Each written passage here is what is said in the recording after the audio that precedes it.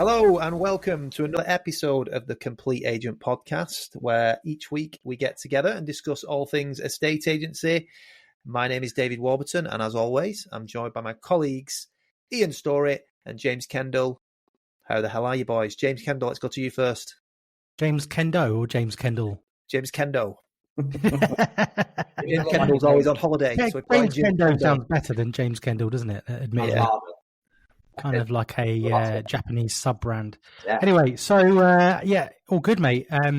We were just chatting off air just before we hit record, and we have got an insane amount of property in photography at the moment. I say it might not be an insane amount for everyone, but we've got 12 properties in photography at the moment, combined value of about 11.5 mil. We have got another 6 that we're working on, either on with other agents or ones we've just been out to recently. Another 6 there at 5.3. I mean, I don't know about you guys, but it is really, really busy at the moment. Absolutely. Ian, let's go to you first, but I'm feeling the same, but go on, mate. Well, we've been doing a few numbers as well before we came on, talking about what we've got lined up to come on. We've got 29 listings lined up to come on. That excludes a new build development of 4 that a developer's given us as well, and a couple of others that are sort of in the background. You know how it goes. So that's 29 with £21 million worth total value, which works out about an average fee of about 14,000. Nice. We've had four fall throughs this week. Oh shit!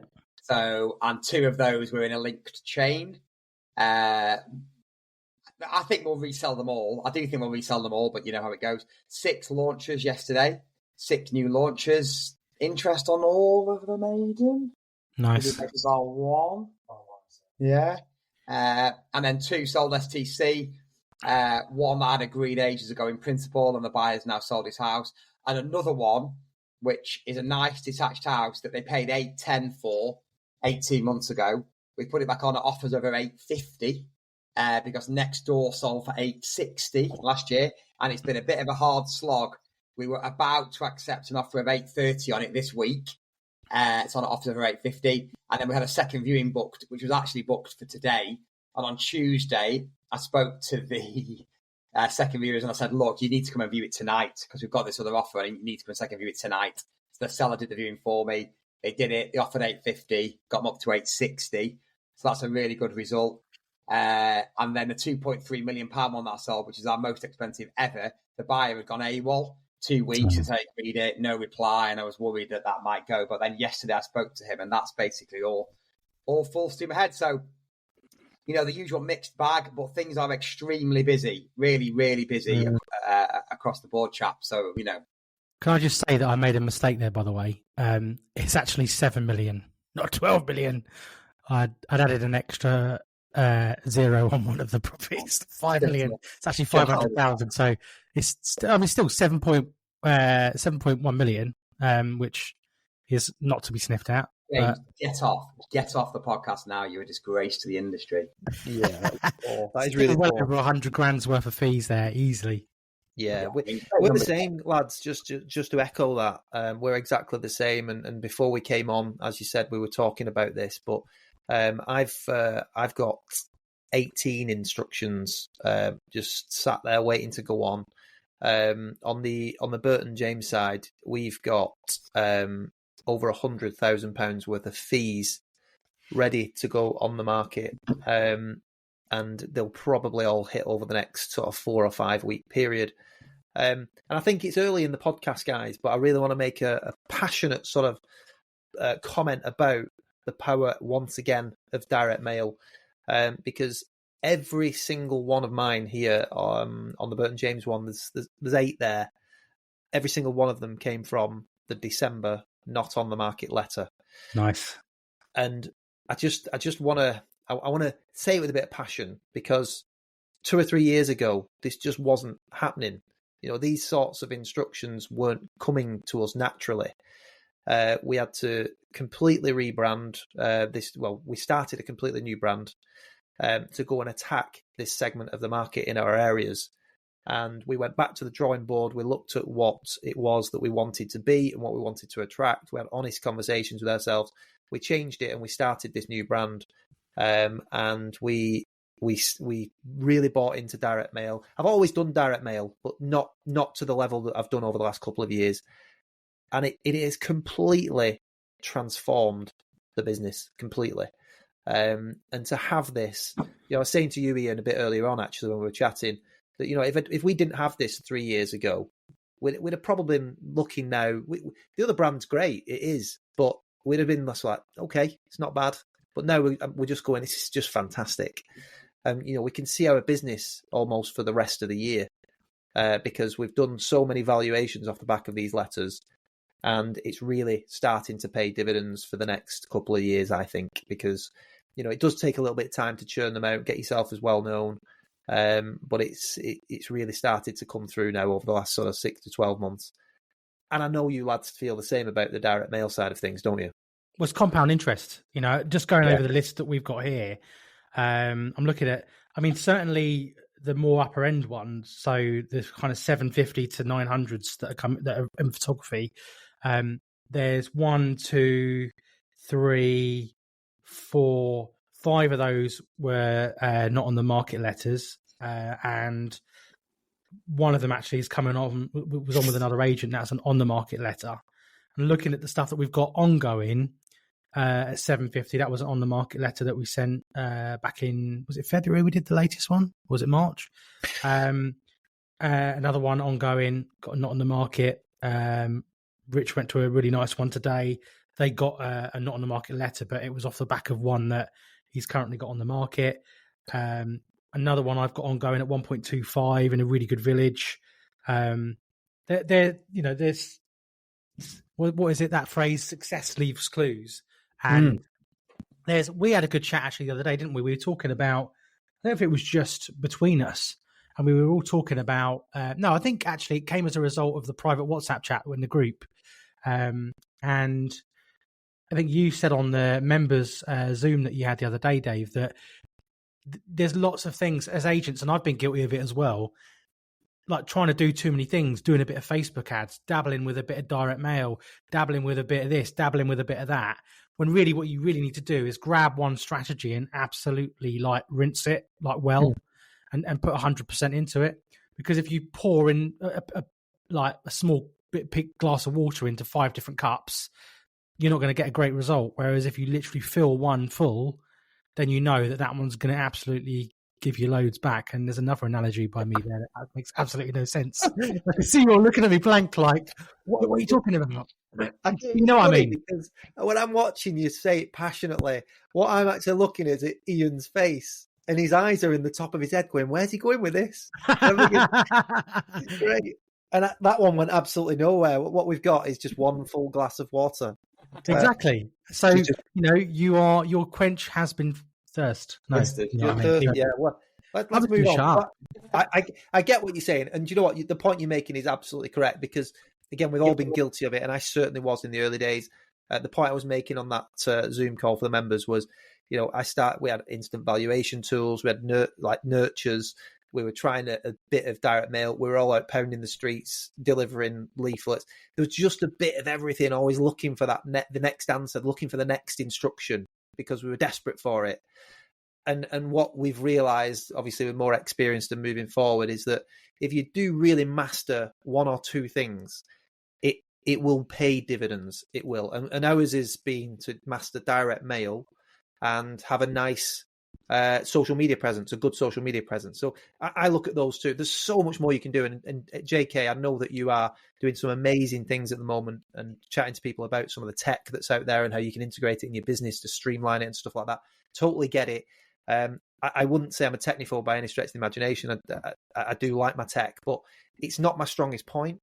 So I'm happy to adopt new strategies and new pieces of tech and things like that and improve and streamline the business. But I try and focus on things I'm really good at. And I would just think that anybody listening to this who's starting out or is struggling, maybe look at that, hone in on something that you're really good at, and just make it work. And certainly with direct mail for us, it has been an absolute game changer. And that's why I just started the pod this week, because I've done a bit of I started the pod with that sort of passionate rant almost, because I've just been doing a bit of data analysis over this first sort of quarter and maybe the last 2 quarters actually. And we've had some just phenomenal results from direct mail, and we have spoken to quite a lot of people interested in maybe coming into our complete agent setup and where they're at in their journey at the moment. And a lot of it resonates where I was, not just like 2 or 3 years ago, like 6, 7 years ago. And I start thinking, God, you've got a great opportunity here to cut all that out. Yeah, you learn from all the mistakes. Yeah, you could save 4 or 5 years just by doing this thing. And 100 grand. No, and you'll do really, really well. And yeah, anyway, that was just on that as well, just to cap it off. The only thing I would say is, whatever you decide to do and whatever you decide to go 100% into, like, look at where your demographic is. And I think the reason direct mail has worked so well for us is because direct mail works so well. Sorry, let me just say that again. Direct mail correctly utilized works super well for mid to high end, and it's compound interest. It's a nurture campaign. So it's kind of like an old school nurture campaign, direct mail for mid to high end. And as long as your message is right and the medium's correct, then you guys, well, and myself, we've all shown that it's, you look at social media and, Ian, you get messages all the time, people saying, oh, blimey, Ian Story, you've launched all these, blah, blah, blah. Or Dave, you might go, oh, that's a beauty, that one is. Well, the secret is we send lots of direct mail. Yeah. It's true. It's true. It is true, although in the early days, I didn't. No. And obviously, if I could turn back the clock, I would have done, because I would have got success more quickly.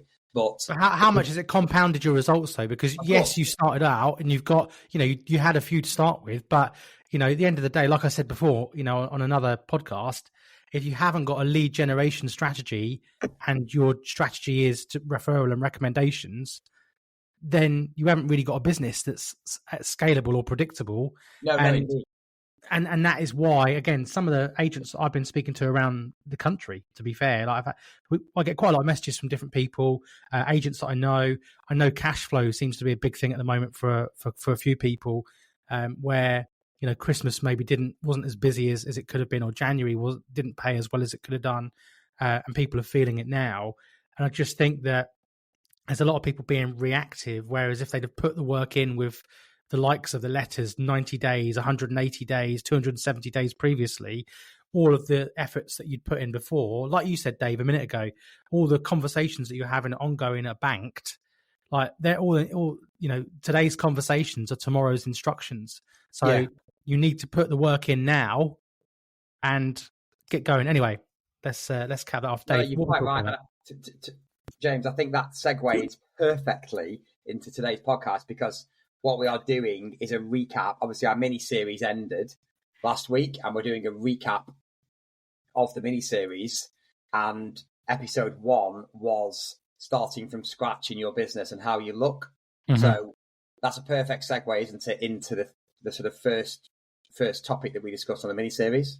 100%.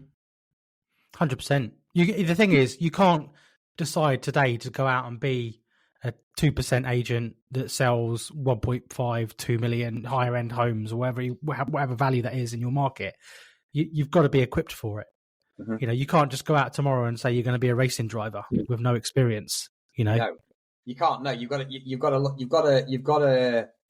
put the work in beforehand, and how you look when no one knows who you are is very important. So that for us, that looked like being selective with what we were listing. So I was adamant from the start that we were selective with what we listed. So we didn't take on any shit. I turned away loads of houses in the early days, got people's backs up quite a lot because we said no to them and they weren't happy. But I just took it on the chin, and I'm really, really glad that I did that.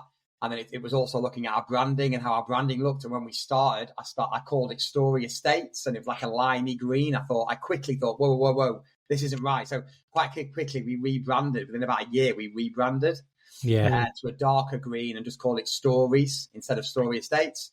So I was really very conscious from the start of how we looked And of course, the one thing that I've done that everyone should do that I was really successful with is there's two things. There's the quality of the marketing. So I was anal, and I still am anal about every single photograph that goes out. And we were pimping ourselves on Facebook. So we use social media free to really get ourselves out there. And those building blocks at the start and how you look from the outside and being selective with what you list was some of the main things we discussed on that first episode. And I think it's vital for people to re-listen to that episode in detail. Yeah.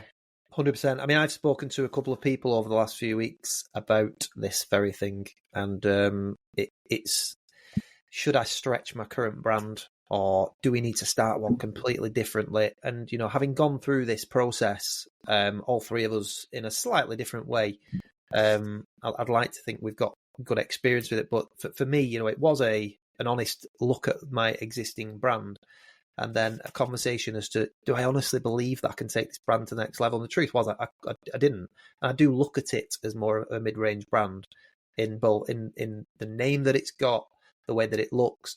And by the way, there's nothing wrong with that. There's nothing wrong with that at all. I love the brand still. It's doing really, really well. And it will continue to do so. And it will sell the lower to mid-range stuff. But to move into that higher bracket, I just had an honest conversation, went back to the drawing board with it. We started a new brand, went through all the brand guidelines. We redesigned, changed the name, and built a new website. And it's just been an absolute game changer. And I think these are, if you're wanting to go on this journey, that is without question the first stage in the process, starting from scratch, having an honest conversation with how you actually look, and starting to look like what you want to attract. And the key will be, as Ian's just said there, I think having to go through some pain first. You're going to have to turn down those instructions. I think for those that have got who are in a similar boat to me, if you've got two brands and you've got a mid-range brand, it's actually very easy to flip them onto the other one. That's one of the benefits of it, where, every valuation I go into, I actually talk about both brands. And say, we have two successful brands. One is X, one is Y. In fact, I present Burton James on every single valuation, because even if it's like a 2-bedroom apartment that's around my way is 200,000, they're never going to use Burton James, and I don't want them to use Burton James, but I give them the context behind it, because we've adopted a lot of the same principles on that brand. So on our mid-range, you'll still get very high-level photography, and we'll still do video and things like that. So they're still going to get a great product and a great service. It's just that there's a different target market for Burton James. We do certain things differently in the setup and all that sort of stuff. But it's just an honest conversation you've got to have with yourself, and have a look at that, and set yourself up from day one for success, and then make sure that from that day you do everything the same on every single house. That's the key from that start from scratch episode. Have you anything to add on that before we move on, lads?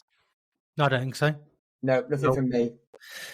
Well, the second one that we did was lead generation. And obviously, I've just given a passionate rant about direct mail. For me, if you are starting out from scratch and you want to get well known in your area, whether you've got a front-faced office or you are sat behind a serviced office wall, direct mail is a brilliant way to become an authority in your area. And you've got to send them out in bulk to all of the best addresses. And obviously, we can, if you ever speak to us, we can tell you how we do that. But direct mail consistently, monthly, quarterly, is, for me, guys, the number one. As we said from that episode, go back and listen to it. There's a lot packed with value in that one, but it's part of a wider marketing mix.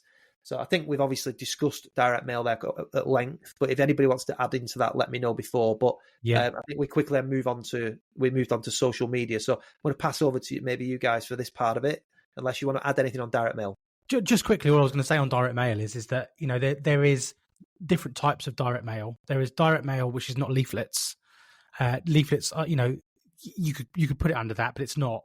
Direct mail done properly, if you want to succeed in the mid to high end, is well written, informative content, educating your target audience. That is what it is. And we use the likes of Spectre and we've used places like Home Search. And whilst single page buyer letters might work okay, I think a real kind of, because the thing is, what you've got to remember is a house on the market, every week they're being pounded by corporates. We can sell your house, offer you a free evaluation. A postcard comes through the door with a lemon being sliced, a fresh approach this spring, all of that crap that comes through the door. And what we offer at the Complete Agent is the pattern interrupt. So it lands on the door and people go, what is that? What does it look like? Without saying too much, what does it look like? What is this? And it's informative. It's not a free valuation. It's not a fresh approach. It's informative in the market and what's happening. And people feel compelled to call us because, you kind of, we're not asking for the business. We're informing them, and people go, hang on a minute. We've had all of these other letters and all of this other crap through the door. This guy knows what he's talking about. Let's give him a call. So I just thought it was important to get that in there. But yeah, happy to hand over and start talking about social media now. Ian, if you want to jump in, mate. Yeah, Ian, I think you are without doubt the king of this. You've done it so well over the years. So do you want to give us an insight into your business with social media? Yeah, so social media in the early days for me was me on my personal page on Facebook and LinkedIn, actually. I didn't do Instagram at all in the early days. We've only really done Instagram since Holly joined, and she sort of puts all the posts out for us on Instagram and Reels and stuff. But in the early days, I used to do Chris Watkins vendor farming videos. So what I used to do was go and stand outside a house that's on the market with another agent and promote it for that agent. I didn't mention my company. I mentioned only the other agent, and I put their Rightmove link in the post directing buyers to that property and why they should buy it, which got me known in the local area for not being salesy. And it's so easy and it's free to do. I joined all the local groups. We use Jerry Lyons for our social content. So I used to post all those blogs into the local groups under my own personal name as if I'd written it. And I used to do local business interviews as well. We actually did the Cheshire TV show for a year, filmed by the lads in Grantham, where me and Alex presented, went all over Cheshire, which was really good fun, but it became too time consuming. But I did loads and loads on social off my personal page in the early days when I was unknown. And that just got us known quickly in the local area. And I still get business off that now. That there's groups, mainly women, sort of middle-aged women, affluent middle-aged women who are in lots of different types of groups. Whether it's a business group, a yoga group, a cookery group, a gardening group, the local parish council group, all these and we still get business off the back of that now, and they recommend us for the people, and that's still all ongoing, even though I do much less myself personally these days. And I think Facebook for estate agents, Facebook is absolutely brilliant. Yeah, if you use it correctly. Now, I did used to do a lot more on LinkedIn than I do now, along the same sort of line, which is posting blogs, and I actually got our first £1 million house off the back of a LinkedIn referral. The first one that we sold over $1 million, which was over in North Wales. So I drove 45 minutes to get to it just to prove I could sell £1 million house. And I'm going to hand over to James. I'm just conscious we've not got massive time on each of these topics. So I'm just going to pass over to James on LinkedIn, because I know you use that very successfully. Yeah, I mean, admittedly, with the illness, the last sort of 6 weeks on holiday, the momentum has stopped a little bit, but I've just started to ramp it back up again now. But I've had so much in terms of, like I had a guy sort me out a couple of weeks ago and literally said on the, not sort me out, as in like found me, Dave. So mature. Go on, Ian, what were you going to say? I was going to say that you're just holding your finger up. Was this the poorly finger, or was this? No, you want to say something? Do you know what? Talking about my health issues, I've been to the dentist today to have 2 crowns fitted as well. So you're no longer lisping, which is good news. The teeth and the finger now. But anyway, back to LinkedIn. Yeah, so I found by adding a lot of value on other people's networks, connecting with everyone. Anyone that looks at you on LinkedIn, just add them up. You're going to get loads of people sending you loads of BS sales pitches. But one of the things I do find that's important is to engage on other people's posts. So local people that you're connected with in business, entrepreneurs, company owners, anything that they put up. Like, again, Dave, you said it a little while back on that. I think it was on that podcast. Have an opinion and engage with people. And I think one of the things that people forget, social media, right? The clue is in the name. Social media. Be sociable. Engage with people. And the thing is, the great thing about LinkedIn, from my perspective, is that, and I've said this before, it's 2007 Facebook again with its organic reach. So if you comment on Ian Story from Story Estates' post on LinkedIn and engage with the content, all of Ian's followers are going to see it, and all of your followers are going to see that you're on Ian's. And it's a compounding effect. And before you know, people have added you on there. And I had another guy, I'm selling a luxury place for him at the moment.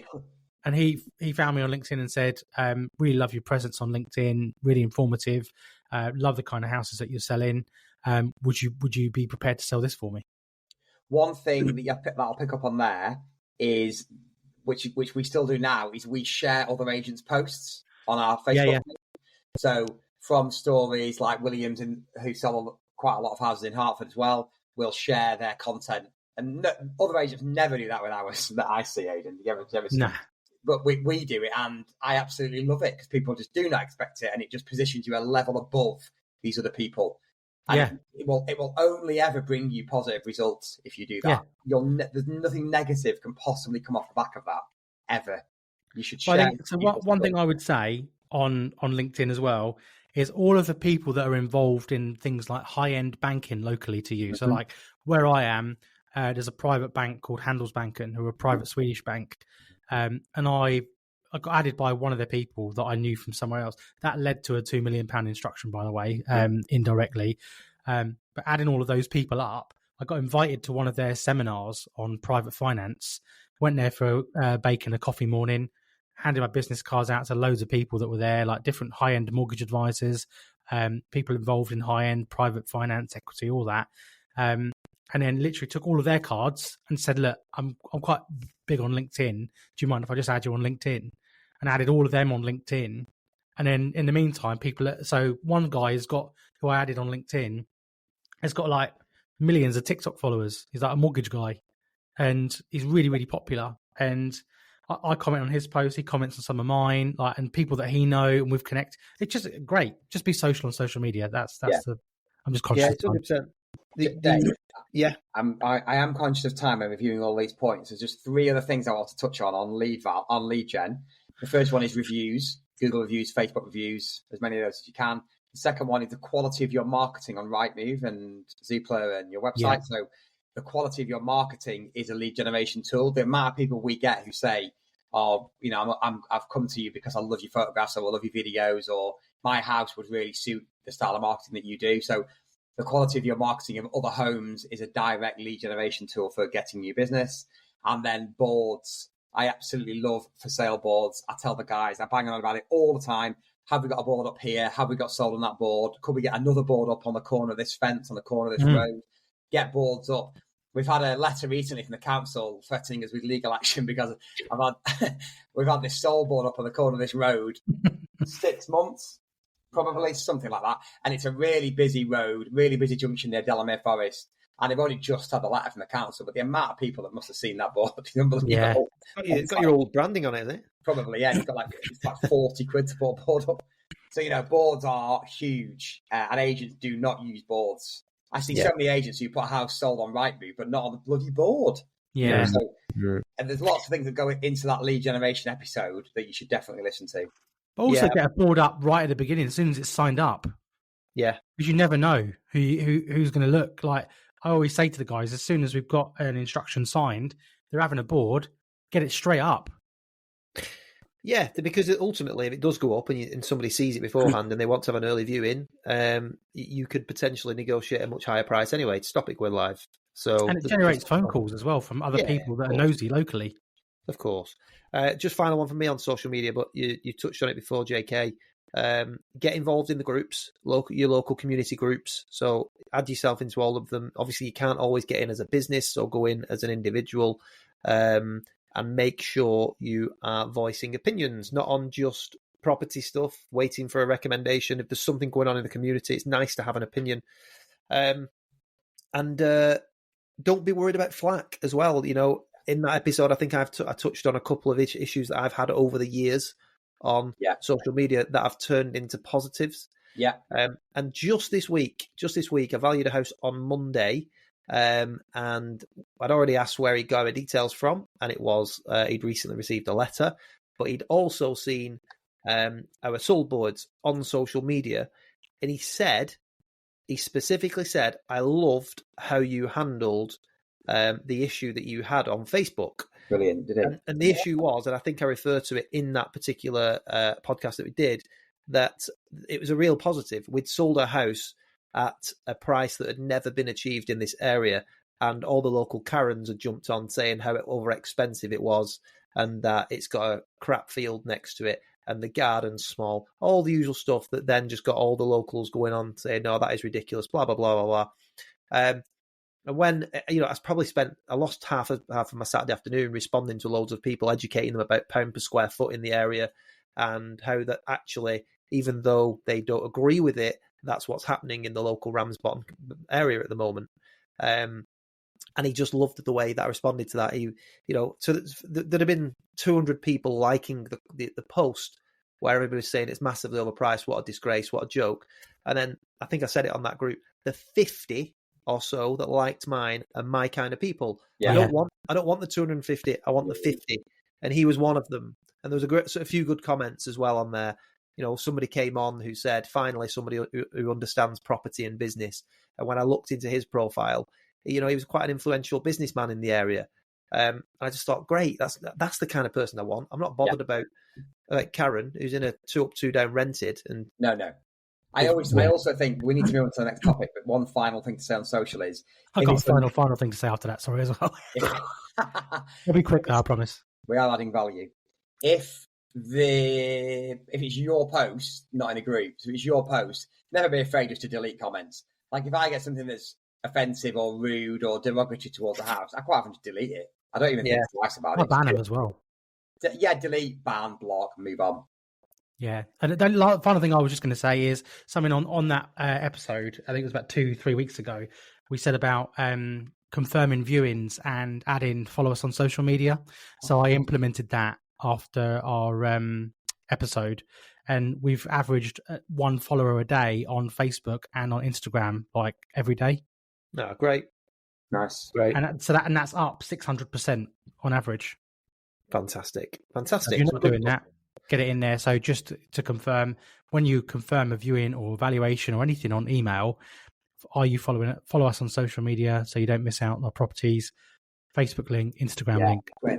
When we've got street set up, we'll do that for sure. On to the next. Right. So the next one after that was on the valuation. So we said, what do we do before, during, and after the valuation? Lads, we need to really drill down into this. Otherwise, we're going to be splitting it up into another pod. Yeah. So can I quickly run through what we do? Because I know that what we talked about on the episode was the PLP that we send. Yeah. Which I think a lot of agents are, hopefully are going to try and adopt or starting to adopt. So the PLP is the pre-list pack, which is an idea I got from Tom Panos over in Australia. And basically, it's a copy of our marketing plan, 1 or 2 example brochures. Recently, we've started including the Simon Gates data that we pay for from Simon as well, which shows how well we perform, a covering letter. And now in our marketing plan, we have a load of clients' names and telephone numbers to call for a reference. So the guys, generally speaking, hand deliver that. Sometimes it gets posted if they're too busy. It gets hand delivered to the property. We knock on the door. We say, hello, we booked a valuation. No, we don't say valuation. What do we say? Meeting or something like that. And they can't believe it that you turned up on their doorstep with this pack of information, and it really sets you apart. And then when you go to the Val, quite often they've read it and they say to me, I see you only launch houses on a Thursday morning. Why is that? Et cetera, et cetera. And it really prompts questions from them. We try to have 5 or 6 touch points before we go through the door. So there's the initial call, there's the PLP. Me or Phil then call to say, thank you for booking into our diary. They get a text the night before. We call them on the morning. That's 5. And then we try and do things like a little WhatsApp video to say thank you. And so 5 or 6 touch points before we get in the door. And then when we get in the door, the first thing we do is before we get in the door, we call if we're going to be late. That's the thing I'm a stickler for. So if you think it's going to be 30 seconds late, I pull up round the corner and I ring them and I say, I'm going to be a minute late, John. And they go, don't be daft, it's no problem. But I know that if John's that kind of person, he'll fucking love the fact that we've called and we're going to be late. And then when we get in the door, we sit down first of all before we do the tour. Over to you, David. Okay, yeah, I think some great stuff there. And obviously, we're just picking out nuggets here, guys, from the previous episodes that we've done. So please do revisit, because that was packed with it. But for me, on this episode, obviously, it was about prepping for the valuation. I'm a big data geek, and I always say that I think that the market values the property, not you, the person. So preparation for every single valuation for me is really, really important. Big fan of Data Loft, and I use a lot of their data to prepare my valuations. But I go into an awful lot of detail. So pound per square foot on every single house. I'm looking at if they, when they last bought it, and what the increase in price has been according to land registry and things like that. I need to know what they've done at the property. I spoke to a client just a few weeks ago who's in a home where it's a probate one, but her sister has a difference of opinion on valuation. She thinks it's a lot higher.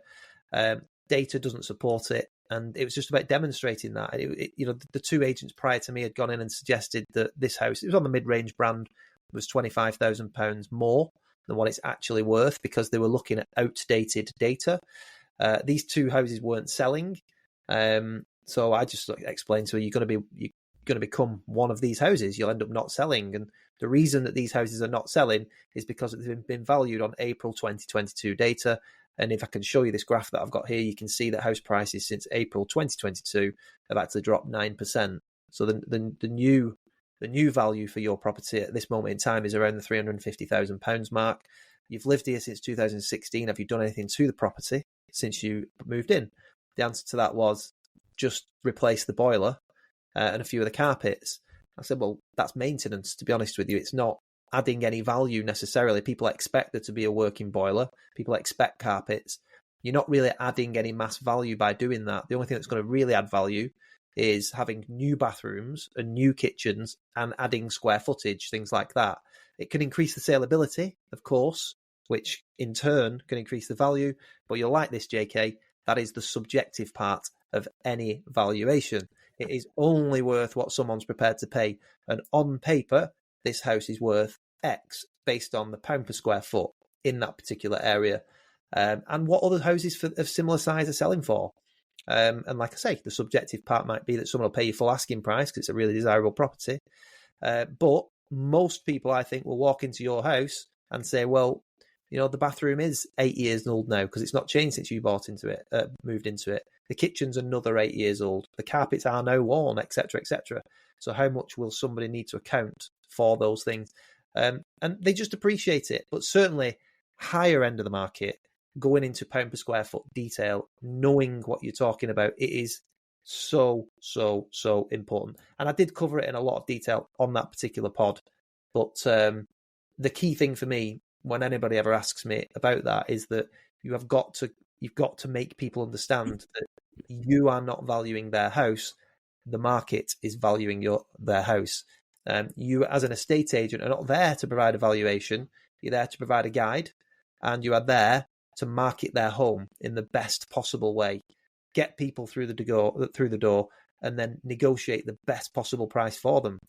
And if you set it up properly, and this goes right back to the beginning where we always say, make all your houses consistent, twilights, professional photography, videography, etc., etc. If you've done everything that you possibly can, and then demonstrated at the valuation stage that the market has valued your property and you haven't, and then you need to have some uncomfortable conversations about price, reducing further down the line, it becomes so much easier because you've set the expectations and you're not dropping the price, the market's dropping the price. So yeah, that particular episode was packed with sort of that nugget of Ian's, who does it so well, the pre-list pack, obviously preparing for valuations. And JK, do you want to touch on after the valuation? I was only just going to jump in a couple of bits there. One thing I would say, Dave, one thing you did for the members the other week was that Zoom on how you do your valuation. Yeah. And that Zoom recording was excellent. Like, not blowing smoke, but it was like, it's definitely helped me add big value into my own valuations as well now, where just having that extra layer I've always been pretty good at being, kind of on the money, but just I think it's showing your workings. Like I was always really good at maths at school, and I could come up with the numbers that you asked me what the sum was, and I would if someone said to me, "What's 99 times 99?" I go, "No, 9,801," and that's great, but they want to show you workings. Whereas if you can show people your workings, that's when they're impressed because they can see that you've actually done your homework before, and they want to know the workings out. That says 0, Dave. Dave's, just for those of you that can't see the podcast, Dave's got a calculator and he's put it upside down and it says shell oil. You are right. It says boobless. boobless shell oil. So the only thing I was going to say is just a quick one on prepping for evaluation. It's a tip that I can't remember if I mentioned in the episode before, but it's one that I personally use as well, is don't just research the house, research the person that you're going to meet. So I've quite often put their phone number into Google to see what comes up. And if you put their phone number into Google, sometimes you can find out whether they're a business or like what, certain things that they offer. There's also like places like LinkedIn. So if you're meeting Ian Story in Cheshire, you can find out, on LinkedIn, that's Ian Story. And it just gives, you get a background of, even on Facebook, it's a little bit stalkerish, but I don't care. It helps to win instructions because Facebook is an open domain. And, quite often, even if you're not friends with someone, you can look them up on Facebook and you can see they like pets, dogs. You can see that they like a certain type of thing, or it just gives you a background about who you're about to meet, whether they've got a couple of kids and this, that, or dogs or whatever. And it just gives you a good idea of who it is you're about to meet. So you're prepared like a step ahead before you actually go and meet them. Ian, I can't hear you, mate. You're on mute. You muted your mic. You have muted your mic. There you go. Well, while he's doing that, I think the other thing about that is just about prepping for the Val as well. It shows you as an authority in your area that people know that you know what you're talking about. And I always say that I am regularly told that I have gone into more detail than anybody else, and I leave. So just so people are aware, when I do prep my valuations, I've got all the pound per square foot data on a graph. I've got land registry data.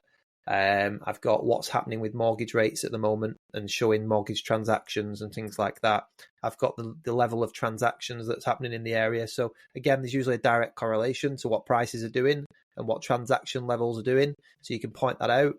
And then once I've done all that, it goes in a pack for them to keep. So I always print 2. So I'll have one that I can refer back to. If ever it's like a one further down the line, I'll have it I'll scan it onto an email, a file where I can go back through it and say, yeah, this is what we discussed, John. That was the pound per square foot at the time of our conversation. Let's see what's changed, that kind of thing. But they get all that information.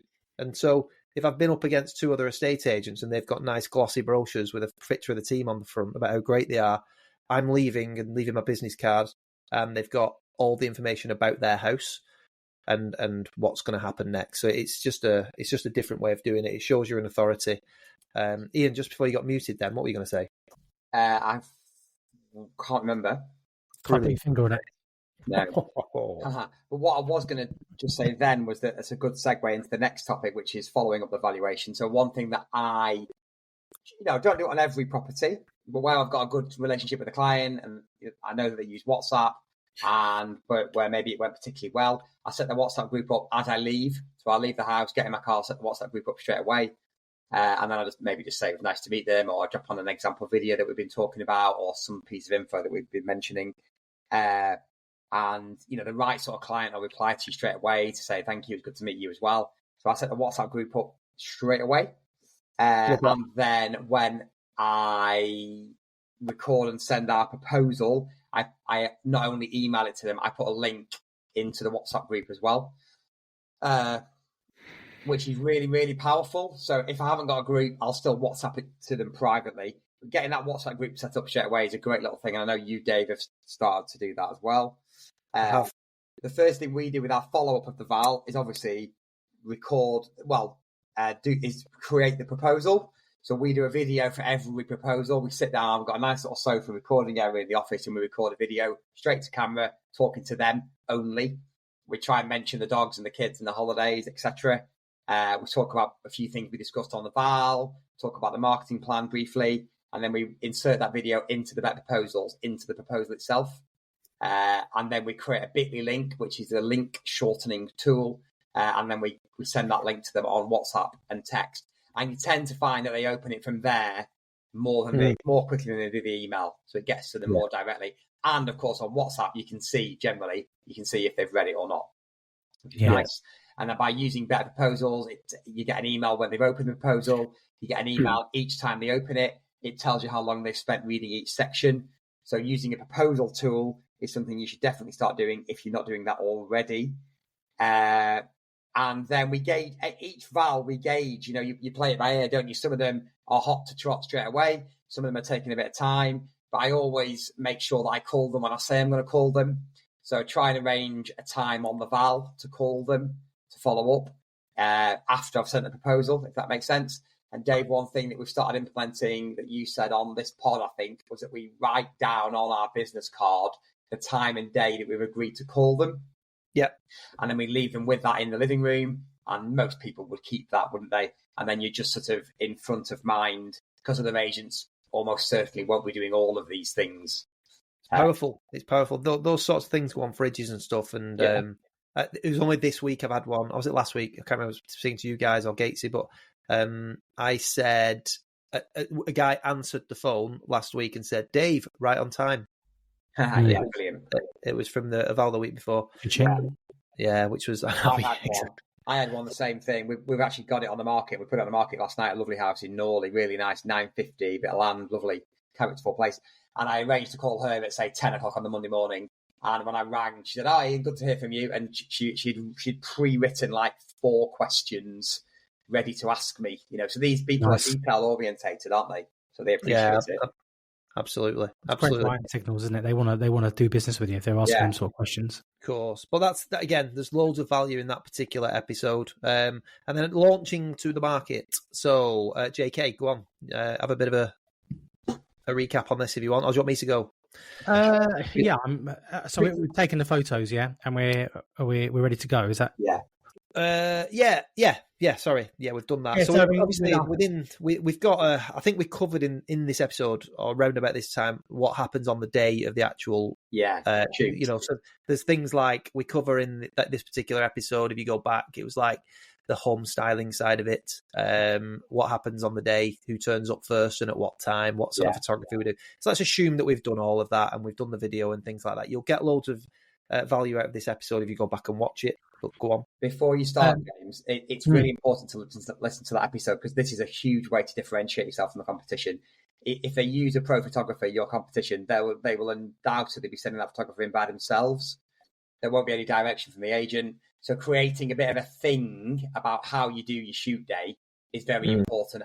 3 hours long, minimum, loads of different people involved. And it's something they talk about with their friends, definitely sets you apart. Yeah, just as well on that, actually, I always say to people now, to my clients, for me, the 2 most important parts of our process are the home styling appointment, which I think we exclusively do that where we are. So the home styling appointment and the full setup, and then the actual video itself that we do. Yeah. Because even though a lot of estate agents have upped their game in the sense that they might now instruct a professional photographer, it's like you said, Ian, you've made a very good point. They'll just send them round, and you're seeing professional quality images without professional quality staging. Loads. Yeah, so you'll see them with bags on the floor and shoes in certain places, and there was one where I saw like cooking appliances, cooking equipment. Somebody was clearly cooking in a pan at the time that the photo was taken, and you're just thinking, what the hell is going on there? How has that even come to be? Somebody's put a post on. I think it was Rich actually has put one in our group, hasn't he, today, of a house that's been listed quite recently. You just think, how has that come to be? You're either walking away from it or you're saying, like, you need to help yourself here, because what's that famous line I always say, JK? You're no longer selling your home, you're selling your buyer's next home. So you need to present it that way. So I just don't get it. I just don't know why people do this, but it is hugely important. But there's 2 things though that does. Like in that particular instance, that property, it's a double-edged sword, because triple-edged, if that's such a thing. The vendor's not going to get the best price for the house because it looks like a bag of shit. The second thing is it's probably not going to sell as easy because it looks awful as well. So the agent's going to struggle. But C, even I can't count. Anyone looking at that, thinking about instructing an agent to sell their house, is going to take one look and go. I mean, look, what epitomizes that property is there's a photo of the bathroom, and the agent is leant up against the door with his iPhone, taking a photo of the bathroom, leant against the door.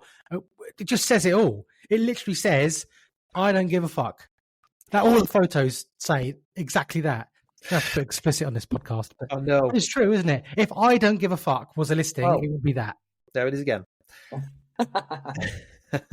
No, it's true. It's true. So for me, that episode is really, really important. Probably as important as the first one, which is start from scratch, because this is how you're going to differentiate yourself from the competition by doing these things and being so meticulous. And we took one on Monday, and the weather was biblical. It was ridiculous, and the owner, he's going away. He said, "I just need to get it done." And I've had to insist that we're going back. We're going back tomorrow because it's going to be detrimental to his result. So I've said, you need to find a way to get me in while you're away. And he has done. But most people just take them because it's a quick route to market, isn't it? Yeah. Anyway, so launch. Yeah. So pre-launch, we talk about this in detail again. So pre-launch for me, guys, jump on you in a sec, but we do a Facebook Live at every single house and every single opportunity. And then obviously that can be shared, not just on your own pages, but of course into the local groups. We then take Instagram Reels. So we do reel footage. Ian, I know you're doing the same thing, where it's kind of just a mini walkthrough. At this point, it doesn't matter if people are in the picture, I don't think, if they're setting up and things like that. You are just giving a quick wander around the house. Tanya Baker does an amazing version of this. I think she's nailed that. She's really, really good at it. Like her style of video. But that kind of thing, that reel, it takes a minute and a half. That's it. Either music over the top, or I've started doing commentary over the top of it. And then that gets put onto our pages and then to local groups. Once we get some photographs back, we release some of the photographs into the local groups. So you're just getting 3 or 4 touch points. The full video then goes in 3 or 4 touch points before it ever hits Rightmove. JK, you mentioned getting a board up as early as you possibly can. So all these touch points before it's hit Rightmove, Zoopla, Prime Location, whatever you're on. And then, of course, you can do the full launch. But anything to add up on those guys, launch to market, because that was a great episode as well. No, just socials and, social pre-launch always, board up ASAP. Yeah, two things from me. We launch on the same day each week, so we only launch on a Wednesday night. Sometimes it slips into Thursday morning, which we do tell a client if we've not got the video back at the same time each week, and that's in our marketing plan, which is a really good step, I think. Show the organised. And then the other thing I was going to say was just be careful with those reels, because we lost an instruction, a fucking beautiful instruction last year, and I was crying for weeks because we did the reel before we'd staged it. Now, most people wouldn't be bothered. This client was very bothered, and they cancelled our instruction. And it was a really nice £1.5 million house in a desirable spot. So be a bit careful with that. But reels, you could definitely do those reels, undoubtedly. Yeah. Again, I think that's just that. I mean, obviously, Ian, you're going to get that occasionally, and it's a harsh learning lesson for you, I suppose. But I think again, it's setting the expectations, isn't it? Yeah. But I can understand why that could be a problem. So good tip. Cool. Right, move on. Let's go next. So the next thing we discussed in those episodes was looking after your client and client retention. So it's on the market now, and how you're going to keep that client happy so they don't go elsewhere. So there's no excuse to lose a client, as we know. I think in 5 years of stories, we've lost something like 5 clients to other agents in the entire time we've been open. Brilliant. Something like that. And of course, every now and then, there's nothing you can do because the client just, there's sometimes things are unrepairable, aren't they? But generally, you should never lose a client. So one thing that we've brought in recently is a weekly update. So every single Monday, me or Phil, depending who took it on, update the client on a video. So it's discussing the interest, the offers, the marketing, the competition, anything else that we think is relevant to that client. So the client knows they're going to hear from us every week, minimum from me or Phil. And then on top of that, they're hearing from the team. Of course, WhatsApp groups are brilliant for this because you get loads of engagement. Yeah. It's dead easy. If you've had a really busy day at the office and you've not spoken to a client that you should have done, you can so easily now send a WhatsApp. And most people love conversing on Messenger, don't they? Yeah. A weekly update is an absolute minimum. And also being honest with them. We've talked about this a lot, but being frank and honest with people. We had a house recently that was on the market with another agent. We lost it originally. Then we won it back at a lower price at 2%. They were paying the other agent 1%. And we did the first lot of viewings and everyone said that it stank of dogs. And we said to the client, everyone said that it smells of dogs. The client was a bit pissed off. What do you mean my house doesn't smell? We said, look, this is what they've said. So we really think you should open the windows, get some candles, ventilate it, spray some air freshener, get rid of the bloody dog, for a few hours before the viewing. And they did that, and we have sold it. We sold that back end of last week over marketing price. Bosh. So being honest with clients is a really good way of retaining them, as long as you say it in the right way. Can I also just say as well, retaining clients there, like I did a almost perfect Dave Warburton earlier today with my clients. I used Dave's favourite line because we all know estate agents can only control 3 things. And what I did is I literally used your data loft training, Dave, that you did for the members in the group, and literally implemented it myself. So the house had been on the market 1.45 previously with another agent. We took it on at 1.35. Said we give it a go at that, but market maybe didn't suggest that.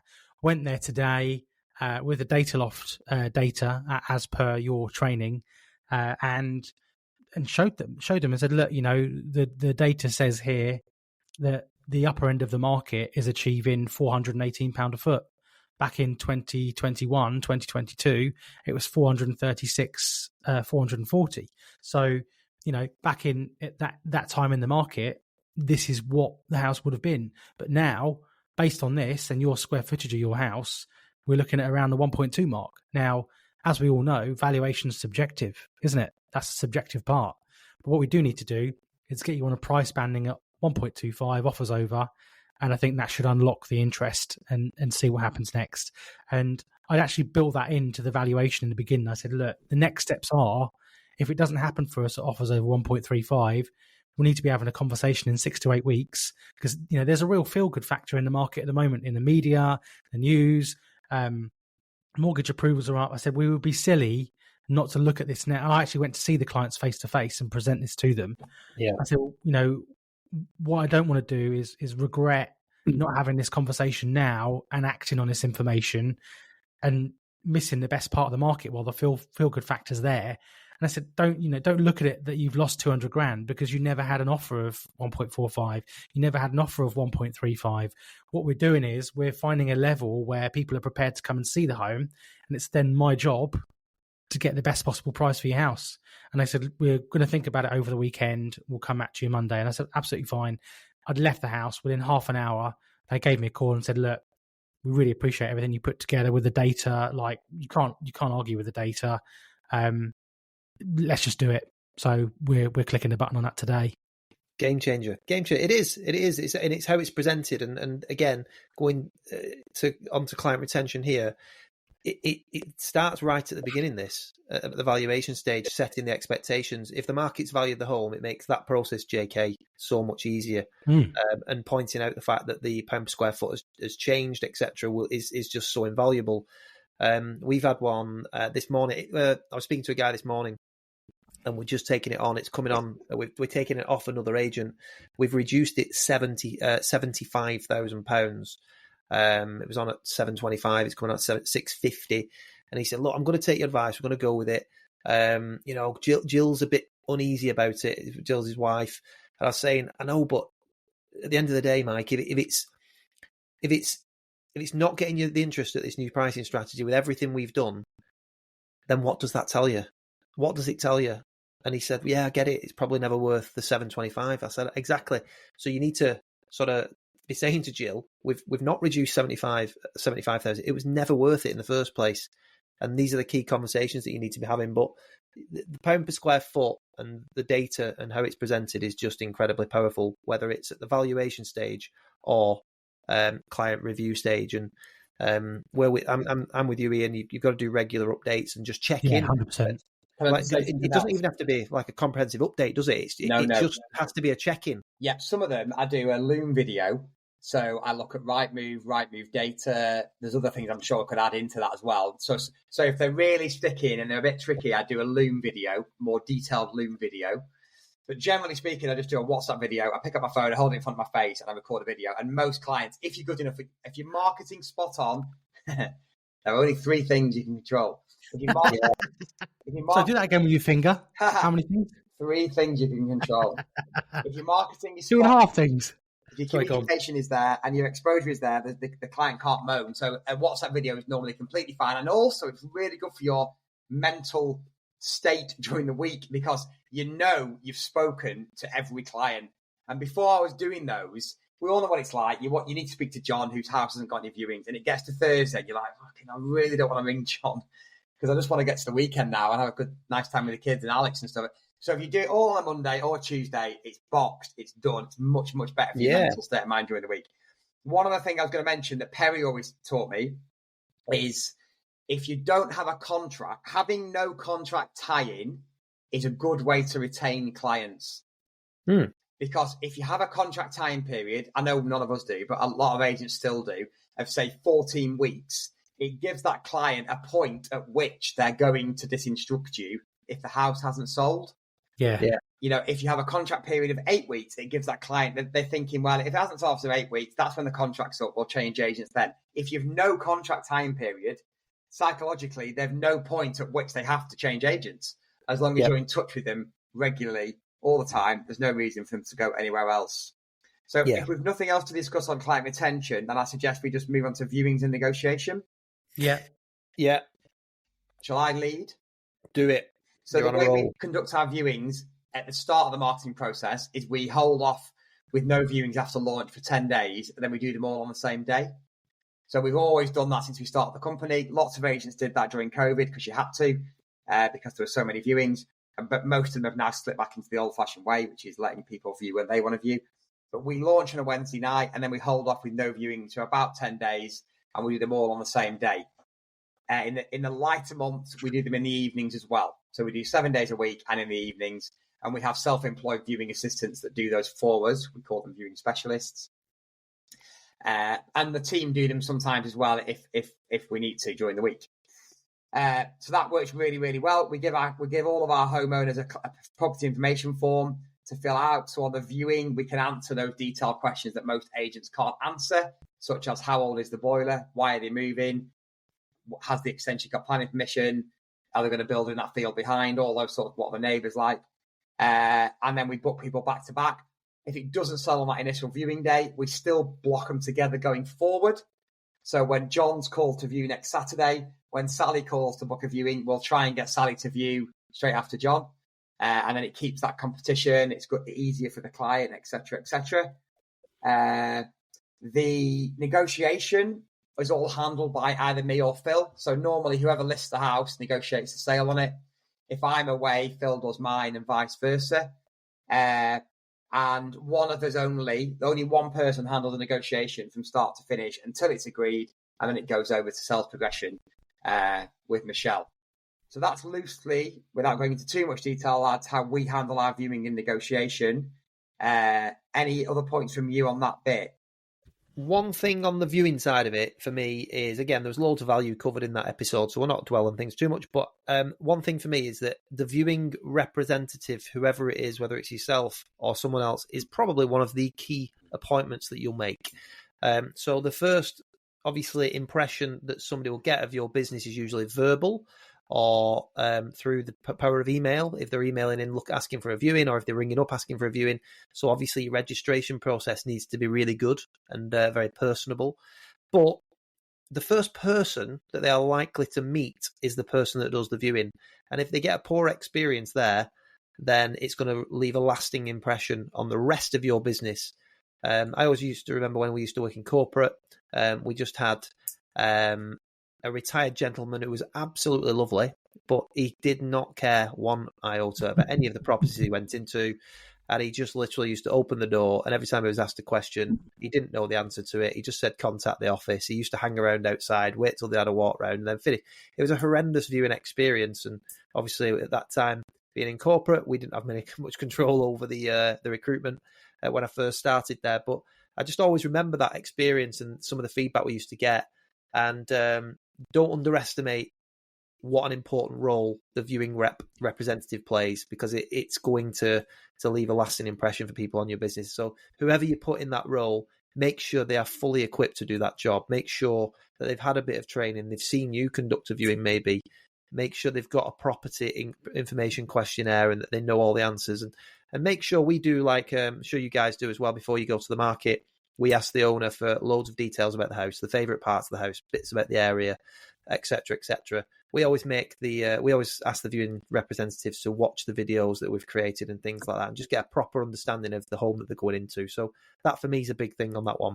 Quite often on viewings, I have more so in the early days. I still do it a bit now. I'll do the viewing myself if the person has got a nice house to sell. So it does happen less now because you're just too busy and the business is really successful and functioning well. And I really enjoy it when that happens. Sort of back on holiday.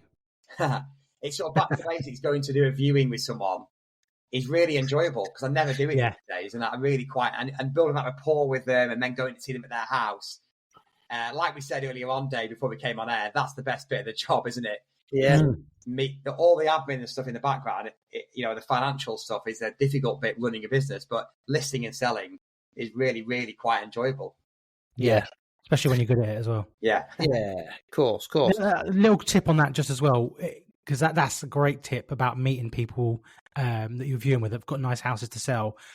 One of the things I mentioned, I remember in that episode, is doing a pre-val on their house on like Rightmove Plus, seeing if their house has been on the market, looking up their house, and getting to know about that. Like, obviously, don't tell people you've done that, but just have a bit of info in your mind about their house. So when you're having the conversation with them, things like one of the questions I think I said on the episode to ask on the viewing was, what does this house offer you that the current house doesn't? Why are you moving?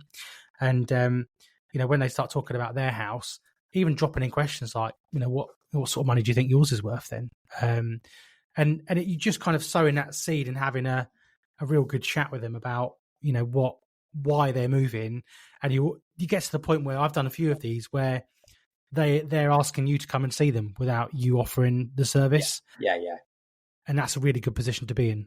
Brilliant. Yeah. I mean, you're much more likely to convert the val. And the other thing I've been successful with since we started as well is getting people to use stories because they've been impressed with how much I've got them to pay for the house they want to buy. Yeah. So I've had a few where I've negotiated a sale. I've negotiated their purchase of my client's house, got a really good price for it, and they've said, can you come and look at ours? So then when you're saying you're 2%, it's a no-brainer because you saw what you're paying for this house, John. And, that's a really good little, you get that answer going with the right client and, Do you know, it just reminded me, one of my clients actually said to me the other week, we're never going to buy through you. Yeah. We'll sell every house that we've got. Yeah. Like, I'm selling 3 for them over a period of 3 years for tax reasons. He said, but I'm never going to buy a house from you. No. He said, but every house I've got, you're the man. I love that. So I was like, that's a nice compliment. Little side note here. I know we're talking, she's what we're very good at, but I was speaking to my sister-in-law yesterday, and she was saying she was speaking to someone else that she knows. And my sister-in-law said, who's thinking of selling? And my sister-in-law said, you should speak to stories. Have you heard of stories? And she said, yeah, I have heard of stories. Yeah, they're the expensive ones. I thought, that is what I want to hear. They don't do houses like ours. No. Okay, some good stuff there. We had within that episode as well, we talked about negotiation. I'll tell you what I'll do to speed things on a little bit because we are an hour in 10. Turn it into an audiobook rather than a podcast. Yeah. So to give you, Ian, why don't you give one of your best tips for negotiation? The first thing we say on negotiation, whatever the offer is, if it's a really good offer, a really bad offer, or somewhere in the middle, every single time we say, thanks for the offer, John. We really appreciate the offer. We either say that level's been tested by another buyer, or it's only been on the market for 4 weeks or 2 weeks. What do you think your second offer will be, John? Because we think that offer will be rejected by our client, and we really want to help you secure the property. And the last thing you want to do is alienate the client. So give me some thoughts, John, on what you think your second offer is going to be, because that will probably be rejected. Now, I would say 8 out of 10 buyers either increase their offer straight away, or they say, well, obviously don't tell the seller, but I would go to 8:30 if that's you. The amount of people who say that sort of thing because they're emotionally invested in the house and they really want to buy it. And so I explain that to clients on the valuation. I say, look, that question is probably going to put 10 grand in your pocket. Yep. So that's a very, very simple reason why I'm worth 2% and they're only worth 1%. So with negotiation, that's the first thing we say to every single buyer. And by the way, we get people who we have valued their house, so they've read our marketing plan. They know we ask that question, and then they will come in and offer on a house with us, and we ask that question, and it still works. You should always ask that question because there is emotion involved in a house purchase way before logic comes in. That's the key.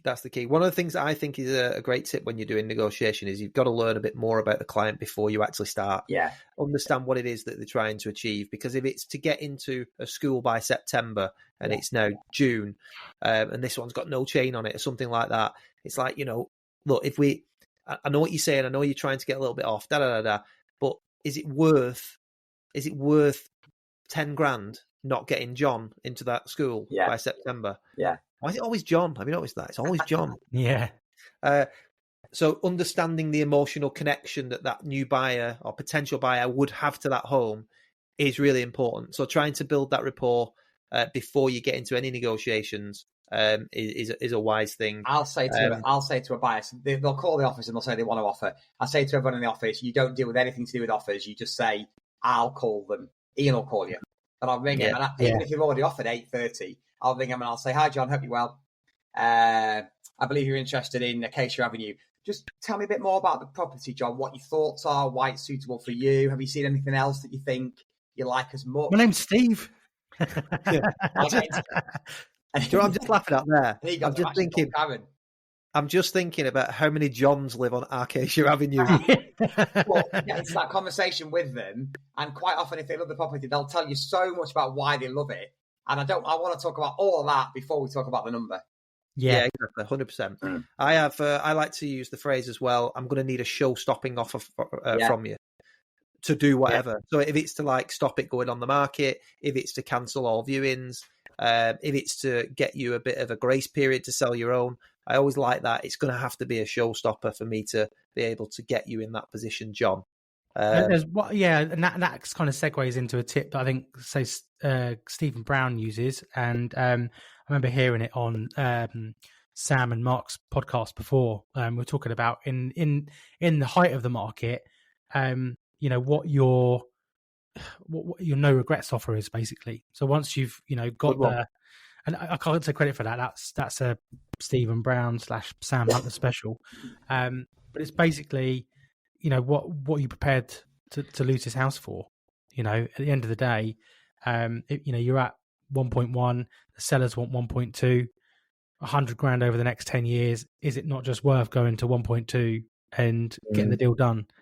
What is your no regrets offer?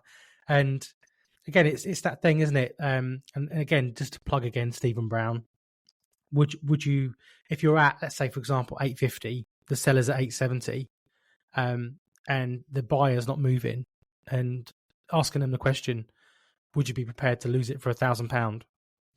Would you be prepared to lose it for 5,000 to 10,000?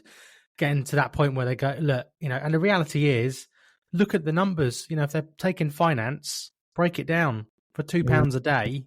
The next month you can be in the house that you want to be in. Yeah, exactly. Yeah, people sometimes say to me, well, will the seller lose? When I say to them, would you lose it over 5,000, 10,000? They say to me, will the seller lose it over 5,000, 10,000? And I say, the sellers have only got one house to sell, and they've got lots of different buyers looking at it. You're coming to me and you want to buy this property. So they have got more power than you have because they have got multiple options for different people that can buy it off them. You're looking just last two things on that as well, just to cap off on that is two things. In any negotiation, you need leverage, and you just summed it up nicely there, Ian. Like in terms of who has the leverage, the seller. You always want to put the power in the seller's court. Second tip, just quickly to cap off, unless anyone else got anything else to add. Never Split the Difference by Chris Voss, like an amazing book on negotiation. Perry Power introduced me to that book a long time ago, and I think I've listened to it. It's important. I say it's a book. Great to buy the book, but I would recommend listening to the audiobook on Audible because the way that the techniques are taught, you need to listen to. So whether it's a late night DJ voice, which will make sense if you've listened to it, or where, the different types of tone in your voice that you need to use to people, it really makes sense to listen to the audiobook. The Chris Voss was on the High Performance podcast a long time ago, probably 2 years ago. So I'm sure everybody's familiar with the High Performance podcast with Jake Humphreys and Damien Hughes. Professor Damien Hughes. Yeah, and it's brilliant. And obviously they've got great guests on. Chris Voss's was one of my favourite ever favourite guests on that. Really, really good one. If you've never listened to it, go back and listen to it. He's fantastic. Okay, anything else to add on that little? Yeah, no. Okay, no. Great. We then let's do these in together. So we did sales progression and the completion stage. I think sales progression, guys, if you're listening to this, unless you want to add anything, I just thought Michelle added so much value in that particular episode. Michelle is a full-time sales progressor for Stories, and she is absolutely fantastic. She added so much value. So I would just recommend that you go back to her. She talks about all the challenges that she faces, the sort of personality you need for it. The one thing that resonated with me from Michelle, that even though I know she does this, but when she said it, it resonated, was it's not just about following because there's a process for sales progression, isn't there? There's a process. Have they put the survey? Have they got the searches back? Have they got the mortgage offer? Where is the inquiries up to? There's a process, but half of it's process, probably less than half. More than half of it is relationship building with the client. Yeah. So you've got that client for 12 weeks. You've probably got the client for longer than I've got the client as a lister. So you need to build a relationship with the client so that they have an amazing experience. And then when the sales finish, they just think you're the absolute dog's bollocks. And Michelle has been out for lunch with clients after they've completed, nothing to do with the house, just because they got on so well. Yeah. I actually always say when you read our reviews and stuff, you'll never see, Dave was excellent. It's always Kate and Pauline, Pauline, and Kate, and that's the reason is because they have that relationship. You're quite right. Our relationship will probably last a few weeks if we sell it quickly, in particular. But from the point that they accept an offer through to the point of completion, it's an emotional roller coaster, and the sales progressor has to wear so many different hats. Yeah, it's a huge role. It's a huge role. Huge role. One of the biggest in your business after the lister, isn't it? Maybe the biggest. Yeah, in terms of the sales side. And we said, obviously, I made the point before about your viewing representatives, whoever's doing the viewings. That's the first impression that they'll get of your business. The sales progressor will leave the lasting impression. So if they're not good, or they're not empathetic, or they're not doing this, that, and the other, that's where things can fall down and leave a terrible lasting impression. So if you're outsourcing this sort of stuff, make sure you know who you're outsourcing it to. See, Michelle is leaving us in 5 months. You've given us 6 month notice very kindly. We're going to have to change it. We're going to bring it in-house because I can't trust outsource. What outsourced sales progression will do is they'll do the process side. Yeah. They won't do the relationship side. It'll work for the low end. If you're in the low end, different. It'll probably do a job. Yeah, but at our level, you need the relationship side. So we're going to bring it in, and I can hopefully make sure that's done properly. Yeah, we've always had that. I don't know any different, I'll be honest. I've never outsourced it, and it's such a key part of it, and certainly for cash flow, etc. And then completion, we talked about the various different ways that we say goodbye to our clients, and shower them with amazing gifts and things like that, and say thank you, chasing reviews in, things like that, that are obviously very important. And we also talked about ongoing nurture campaigns. So I was reliably informed last week that it was Stephen Brown that came up with the brilliant saying, which I think is all of your buyers and sellers end up going into witness protection. And it's so true. We're all out there chasing the next piece of business when actually you've got hundreds and hundreds and hundreds of clients in your database already who have bought and sold through you. And you should be keeping tabs on them and writing to them regularly and having solid nurture campaigns in place once a property is completed. Is there anything on that subject, guys, that you want to add, or do you think we can wrap up? No, I think we can wrap up. I think, you know, reviews are important. We've just hit 266 Google reviews, 5 stars. And I think it's testament to the service that we provide. But make sure you ask for it on exchange and on completion, and then when you check in with the buyers a couple of weeks after they've moved, and with the sellers. We like to check in with the sellers as well. Just check in and see how they're getting on. A lot of the time, we don't say, how are you getting on? Can we have our review? We just say, oh, just checking in, guys, just to see, you know, now the dust has settled. Hope you're enjoying your new home. And that's it. And then quite often people will come back in and say, oh, yeah, no, really good. Thanks for checking in.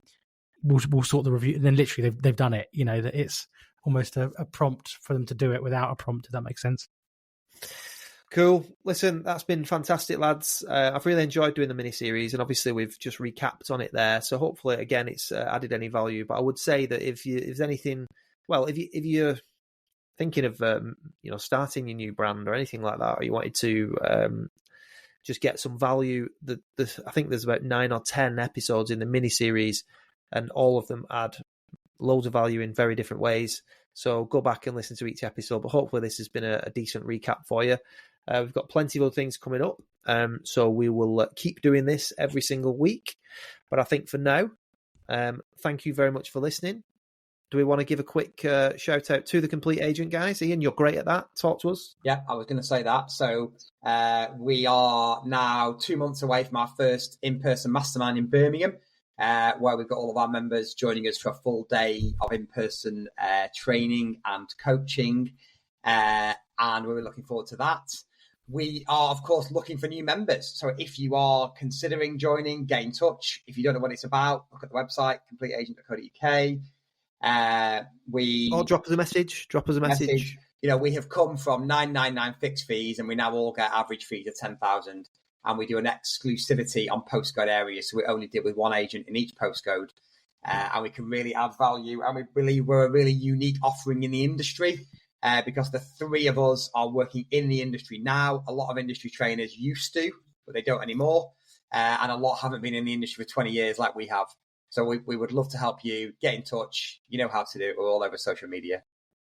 And I think the other thing as well, just to go into what a mastermind's about, you get to meet. Being a business owner is quite a lonely place. And being able to openly share and talk freely with other like-minded, because that's how we met, isn't it? This is how the Complete Agent came around. We're all like-minded business owners, and you get to connect with people that, you know, have the same challenges as you do.